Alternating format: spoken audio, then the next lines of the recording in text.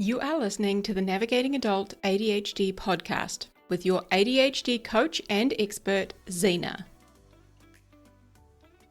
Hello, my friend. Welcome back. Today we are navigating some adult ADHD together and also maybe some autism. That's what we're talking about today. Is it ADHD? Is it autism? Or is it both? Is it ADHD?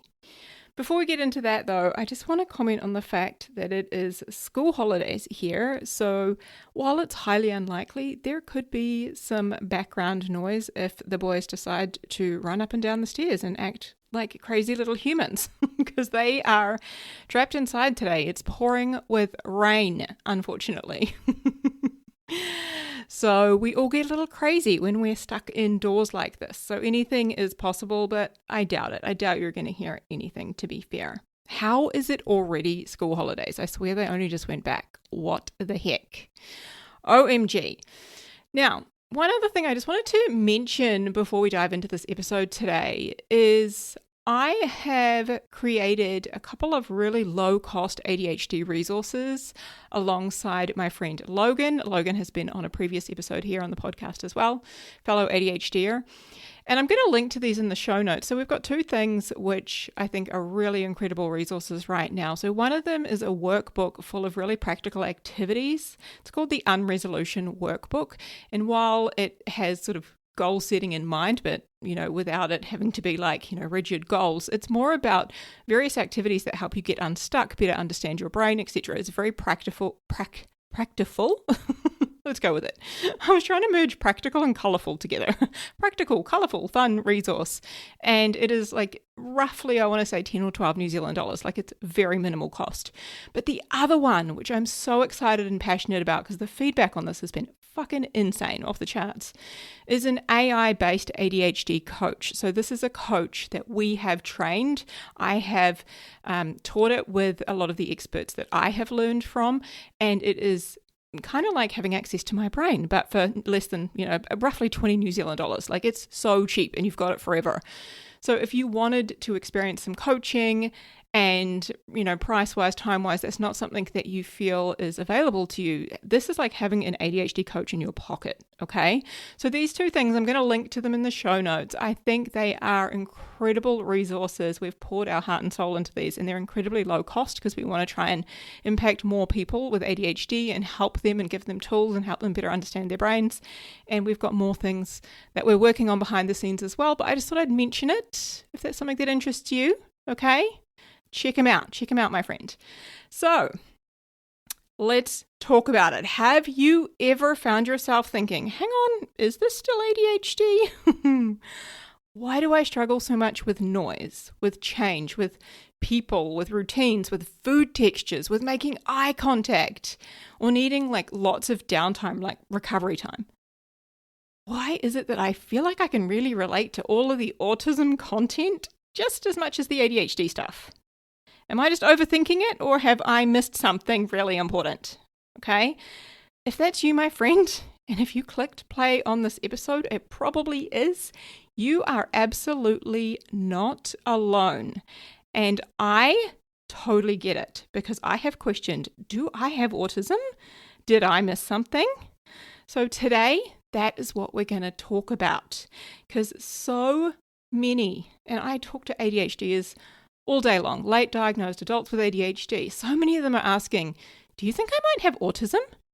Because do you think I might have both? Because like I see that content, I really relate with that. And they're asking that question, all right? And let's be honest, it can feel like a lot because for so many of us, when we get that ADHD diagnosis, it's like this massive light bulb moment. So much finally makes sense, right? So much of our life is finally explained. So when autism, or ASD, autism spectrum disorder, enters the chat, it can bring up, a lot of questions, a lot of relief, but a lot of confusion, maybe grief, maybe validation, a whole bunch of new emotions, okay? Now, as I was doing the research for this episode, I found one study, and this was wild to me. One study I read said that between 22 to 83%, okay, there's a massive fucking gap, right? Between 22 to 83% of autistic children also meet the criteria for ADHD, which means that they would then be ADHD, right? Having both ADHD and autism. So, all right, here's what to expect, my friend. In this episode, what we're going to do, I'm going to walk us through why ADHD and autism can look so similar. We're going to talk about some of those key overlaps, specifically 5 areas where we overlap. I also want to offer a few key differences that will help to potentially distinguish if autism might be something that is in the mix for you. We'll touch on why this can often get missed, especially in adults, and also how you can explore this without spiraling into some sort of a self-diagnosis panic. Let's stay away from that, okay? So this is not about boxing yourself in. It's all about better understanding yourself, okay? Because the better we understand ourselves and our brains, the better we can support our brains and ourselves, all right? So, why is this question so common? One of the first things I want to say is this. ADHD and autism overlap a lot, okay? They can both affect executive functioning, attention, the way we process sensory information, emotional regulation, right? Social experiences, the way our nervous system responds and how sensitive it is. It can also, both of them can affect our repetitive movements or our fidgeting, our intense interests. And of course, that feeling of just being different in a world that wasn't built for our brain. So there's a lot of overlap, which is one reason why we might get misdiagnosed or only half diagnosed or, diagnosed with one when the other one is quietly sort of sitting in the background wearing a fake moustache, okay? Now, I've talked about this before, but I want to highlight it. There is research out there, and Russell Barkley is one of the key ADHD experts who talks about this a lot. There is research that shows if you have one form of neurodivergence, so you are diagnosed with ADHD, or maybe you were diagnosed with dyslexia, if you have one form, you have an 80% likelihood of having another form of neurodiversity, okay? So there is research showing that ADHD and autism do commonly occur together. And if you don't have that flavor of neurodiversity, you might have a different flavor of neurodiversity, whether it be dyslexia or dyspraxia or OCD, or there are so many, okay? Now, this part I found really interesting. Dual diagnosis, so diagnosing somebody with both ADHD and autism, is only something that clinicians have been allowed to do since 2013. So this is only something that has been able to happen in the last 13 years. I'm recording this April of 2026. I really had to do some math in my brain just then, my friends. But what that means is if you were diagnosed with ADHD before 2013, whoever diagnosed you, they were not actually able to or allowed to give you a diagnosis of both ADHD and autism, even if you fit the criteria for that.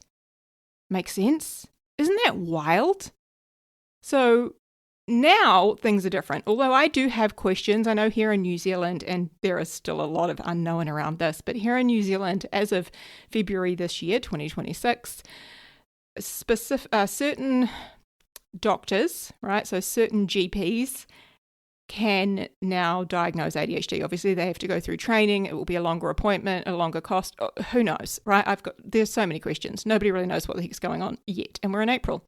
However, those GPs are not necessarily trained to diagnose autism. So again, I think there's going to be a lot of questions that come up around that, and potentially that may lead to some misdiagnosis or some, people not getting the correct diagnosis of both autism and ADHD. Okay, so I just want to point that out because I feel like there's a lot of questions around that. Okay. So, friend, if you are sitting here thinking, driving, listening, walking, whatever you're doing while you're listening to this, why didn't anyone notice this earlier? right? Part of that answer is because these systems haven't exactly been brilliant at spotting it. Especially if you were a really bright child, right? If you did well, you were high achieving, if you were really good at masking, if you were chatty, if you were female, if you were social on the outside, if you were somebody who learned to survive by over-explaining, over-performing, overcompensating, people-pleasing, all of those sorts of things, right? So many of us, I know I can relate to so much of that. Maybe not the bright part, like I don't think I did very well in school, but definitely some of the other things there. But a lot of late diagnosed adults were never really asked, what does this feel like for you on the inside? Because that's where a lot of information lies. Okay, so let's start with the overlaps. Okay, so I'm going to run through 5 of the most common areas where both ADHD and autism overlap. The first one is executive functioning. Okay, so both people with ADHD, people with autism, they experience struggles with executive functioning. So this could look like difficulty getting started, right? Difficulty switching between tasks, being forgetful, having messy spaces, having difficulty with organizing or planning, decision paralysis, losing track of what you were just doing, knowing what to do but not being able to make yourself do it. Okay, so if you struggle with that, it does not automatically tell us which category you fall into. As I said, executive functioning differences are so common in both. The second one is sensory differences, and this is a really big one. Both ADHDers and humans with autism can have really strong sensory experiences. Maybe it's noise feels too loud, lights are too bright, clothes are too scratchy, people are too peoply. I definitely relate to that. Maybe you seek sensory input in some areas and avoid it in others. We just recently, I think maybe 2 episodes back, we talked about the sensory differences that we can experience, okay? It may be that you love crunchy food or you hate mushy textures. You might need movement, pressure, music, silence, pacing, or fidgeting to stay regulated, okay? Sensory differences, again, are really common between both ADHD and autism. Now, a little bit later on, I am going to explain some of the key differences, and there is one big one here in sensory, okay? The third area where we really overlap is the emotional regulation. Okay, big feelings, fast to react, a lot of overwhelm, meltdowns, shutdowns, struggling with the rejection sensitivity, right? Again, these can show up for both those of us who have ADHD and those who have autism.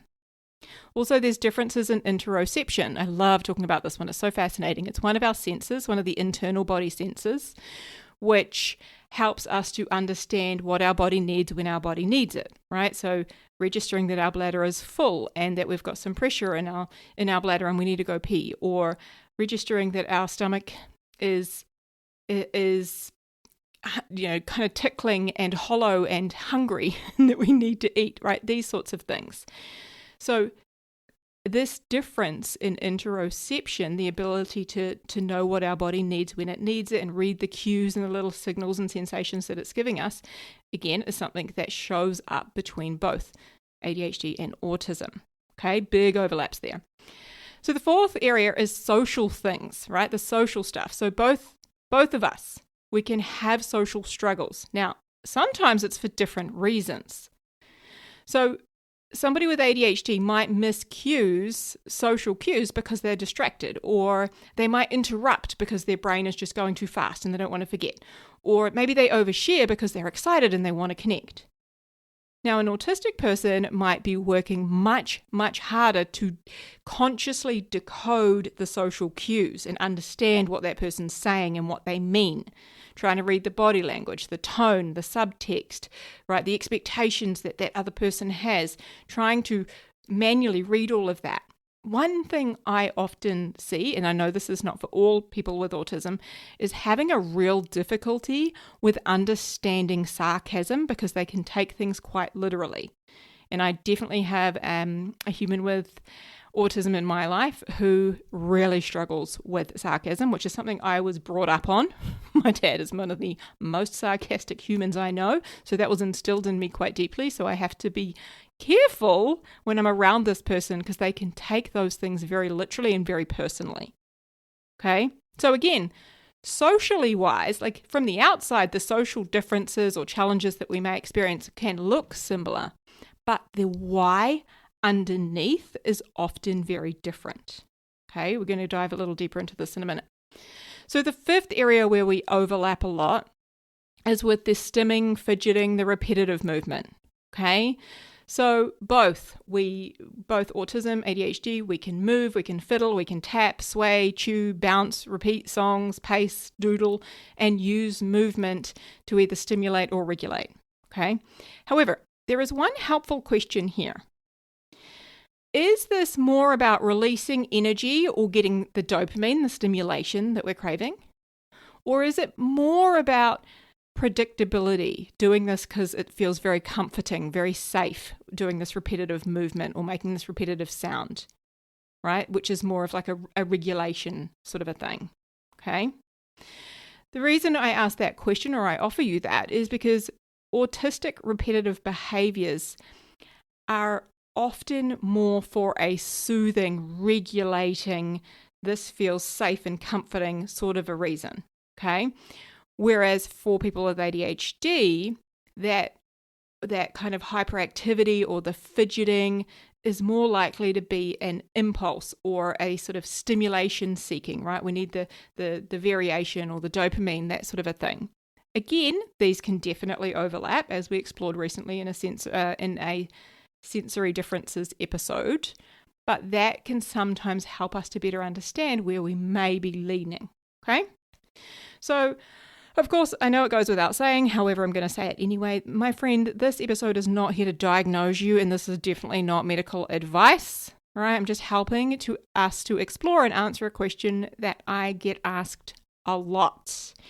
And again, right, the more we better understand ourselves, the better we can support ourselves in our brain, okay? So I'm going to say this next part carefully. These are not neat little boxes, all right? As humans, we are like literally messier than a junk drawer. God, we've got a few junk drawers in our house. But humans are messy, okay? So what I want to do next is I want to give you a few key differences, whilst you keep in mind humans are messy, to help highlight where some differences between ADHD and autism can lie. But also, again, remember there is that middle category there, the third option, which is ADHD, having both. Okay? So, difference number one is novelty versus familiarity. So, a lot of ADHD brains, right, they're pulled towards novelty, urgency, interest, the stimulation for the dopamine, okay? I've talked about this on lots of episodes, right? ADHD brains are motivated by something called the NICU tool, right? NICU, novelty, interest, challenge, and urgency. Those things produce dopamine in our brain to stimulate us into taking action. Okay, we come alive when something's new, when it's shiny, when it's challenging, like a challenge we like, right? Or, emotionally engaging. Now, autistic brains are often more likely to find comfort or safety, right? A feeling of comfort and safety in familiar, predictable routines, right? Familiar, predictable things. Now, of course, you can have both, right? I know for me, for sure, I function better with routines. I call it the guardrails in my life. I need those guardrails, otherwise I spin out. But I also lean towards novelty. I love new, shiny, challenging, engaging things, right? I know my brain wants that kind of dopamine. Okay, so again, you might have both. You might deeply crave the novelty and be completely thrown away by change, right? You might be very, take me somewhere new, but also, don't move my spoon. That's kind of me, to be honest. Now, that tension actually makes a lot of sense in the ADHD community, right? The community who are in both categories here. So, difference two is social confusion for different reasons, or social challenges for different reasons, okay? So with ADHD, when we have social issues, it typically comes from impulsivity, right? When we interrupt or blurt out what we're thinking, from distraction, right? From missing those cues because maybe we were talking too much or, distracted by something, by forgetting things, right? Forgetting to ask a question, forgetting what we wanted to say, or interrupting. Okay, that's the ADHD side.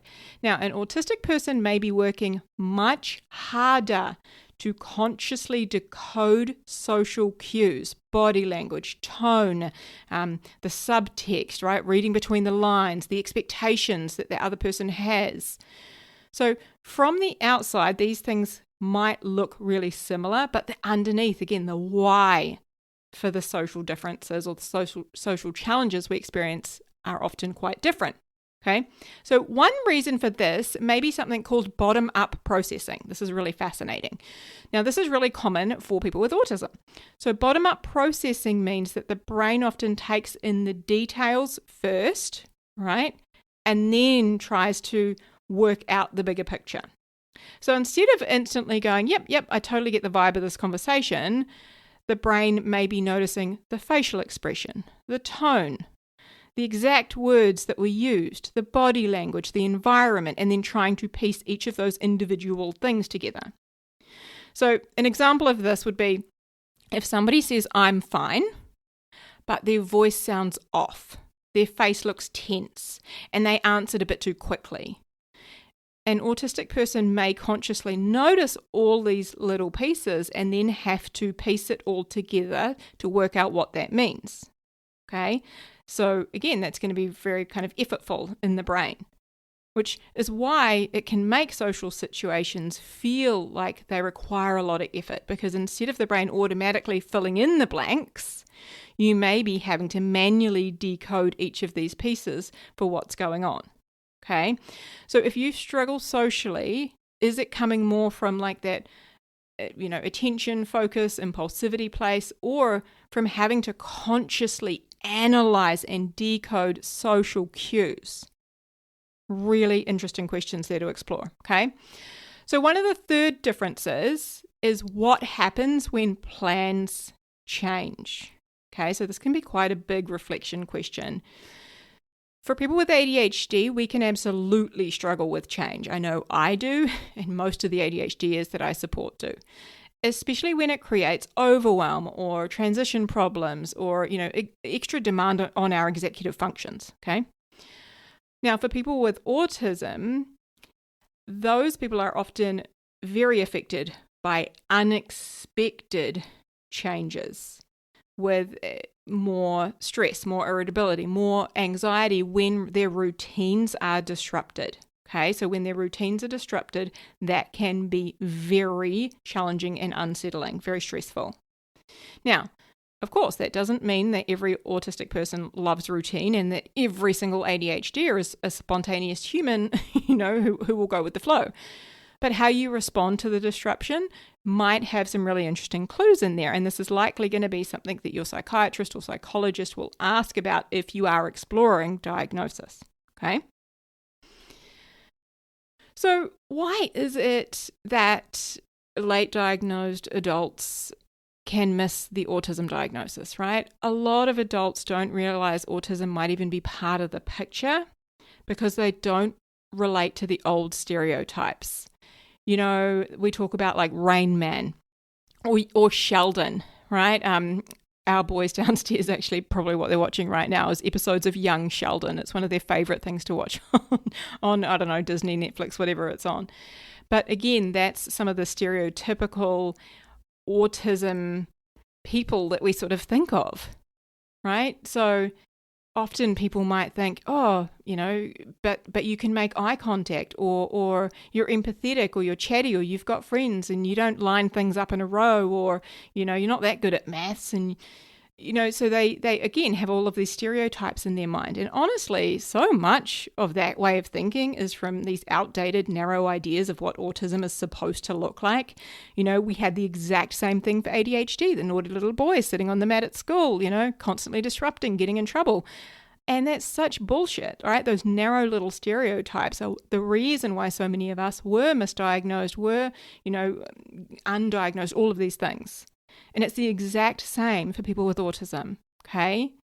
So many adults, especially the women, right? Again, very common for women, but the high masking, those of us who are really good at masking, who've learned to camouflage, right? What we did, we studied people, we copied people, we rehearsed, we smiled, we over-prepared, we burned ourselves out trying to look, air quotes, normal. So masking often holds a lot of clues when it comes to what's actually happening for us and what's going on in our brains. So autism screeners, so when you somebody's psychiatrist, psychologist, whoever is screening you for autism, it was often overlooked when ADHD assessments were happening, even despite there being a lot of these overlaps. I don't even know, this is something I've thought about. When I went to see my psychiatrist, years and years ago and got my ADHD diagnosis, did she screen me for autism? Is that something that happened? Because I definitely have a lot of overlaps with the ADHD category, shall we say. So yeah, is that something? And if you haven't yet gone for a diagnosis and you are going, and this is something you're questioning, it's worth asking, are you screening me for both? Is that something that's happening? So sometimes the question isn't, do I look autistic, or, are these autistic behaviors? It's how much effort has it taken me to actually look like I'm doing okay? Right? Because that question can crack open a whole new layer of self-understanding, my friend. So what if you relate to both? Then maybe it is both. Okay? Maybe you do have ADHD.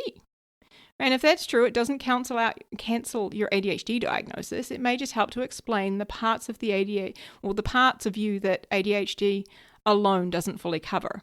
Maybe the ADHD explains the novelty-seeking or the dopamine chasing, the impulsivity, the procrastination, the time blindness, the scattered focus, the stimulation-seeking. And maybe the autism helps to explain that sensory overwhelm, the deeper need for sameness or routine, or the shutdowns, the masking fatigue, the social differences. Either way, simply having a better understanding of yourself and your differences is so helpful when it comes to working with the brain that you have. Okay? Now, if you resonate with autism traits, then I highly recommend that you just do a little bit of research. Maybe you listen to a couple of podcasts about autism. Maybe you watch a couple of YouTube videos, or you read a book. One ADHDer whom I really resonate with, her name is Allie Middleton, which is Ellie, Allie Middleton. She's the author of 2 books, Unmasked and How to Be You. Both are fantastic, easy reads. I actually did them both on Audible, to be fair, and I really enjoyed them via Audible. So that might be an avenue that you want to explore. But again, if you're resonating with it, then just do a little bit of research. Have a little bit of a play around in that arena.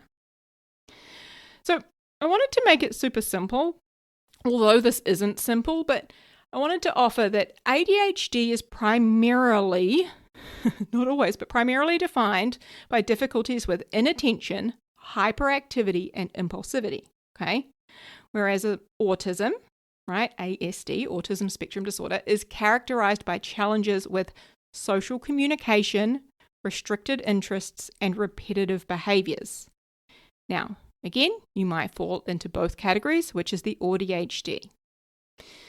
So if this episode is bringing up a whole bunch of, questions or thoughts or whatever, I wanted to offer you some helpful questions for you to sit with, to consider, okay? So here we go.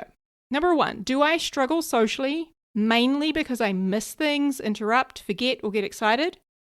Or because I am actively trying to decode and analyze what they mean and put all of the pieces together? Number 2, do I crave more novelty, or do I really need predictability? Number 3, how do I respond when plans change unexpectedly? Number 4, is my movement more about stimulation or getting energy out, or is it more about soothing, about, safety, about feeling comforted and grounded and regulated? Number 5, how much of my coping is actually masking? Now, that can be a tricky one. 6, Have there always been sensory experiences that have felt more intense for me than other people?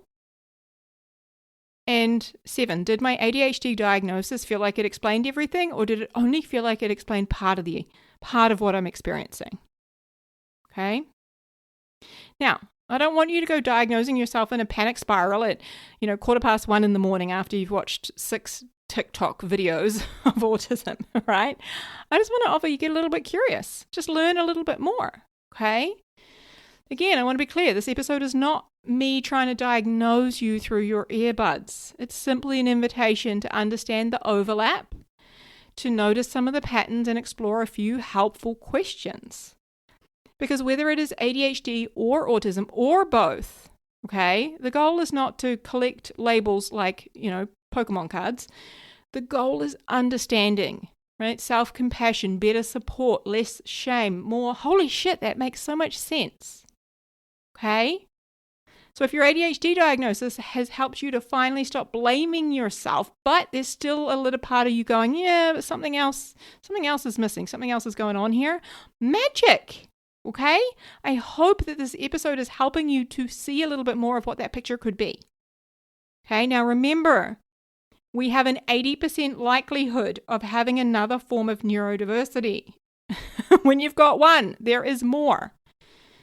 So my friend, if this episode has resonated, I would love to know. Please leave us a review or share this episode with a friend who has been wondering the same thing. And if you if you are someone who's diagnosed with ADHD first, or if you know someone, who was diagnosed with ADHD and then later realized that autism's already, also part of this picture, fantastic. I think this conversation is so important. It really, really matters. So please keep having the conversation, keep talking about it, because the more we do that, the more we help other people to better understand themselves, to better understand their brains and how to support themselves and, figure things out together. Okay? All right, my friend. I feel very fired up today. I feel like I could keep talking to you all day. Huge, huge, huge, huge love to you. Take care, and I'll speak to you next week. Hey friend, if you want some more help navigating and thriving with ADHD and some help applying everything that you're learning here on the podcast, then head over to our website, navigatingadultadhd.com.